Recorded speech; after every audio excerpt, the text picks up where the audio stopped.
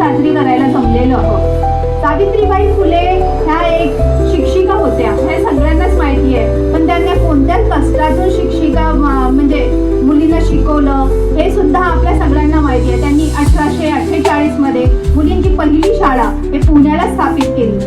त्या शाळेमध्ये फक्त 1 किंवा 2च मुली सुरुवातीला जायच्या। त्या शाळेमध्ये मुलींना जाणं म्हणजे एक बहिष्कारच होतं त्या काळात। आज मुली कुठे काय पोहोचल्यात, आज आकाशात पोहोचल्यात, विमान चालवतात, आज जहाज चालवतात। प्रत्येक ठिकाणी मुली सर्वस्व आहेत, त्या फक्त सावित्रीबाई फुले यांच्यामुळे।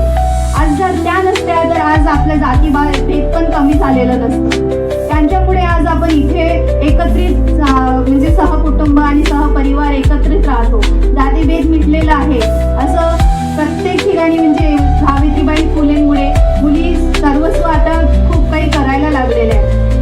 त्या नसत्या तर आज माहिती नाही की मुली म्हणजे आज इथे पोहोचल्या असत्या की नसत्या। असेच आपण ध्येय घेऊ की सावित्रीबाई फुलेंसारखेच आपल्यामध्ये पण एक अंगीकार म्हणजे गुण आणू, आणि कुठे जरी मुली कमी पडत असतील तर त्यांना आपण समोर जायला भाग पाडू। आपल्याकडे जे काही मार्गदर्शन असेल त्या मुलींना आपण देऊ। असं बोलून मी माझे 2 शब्द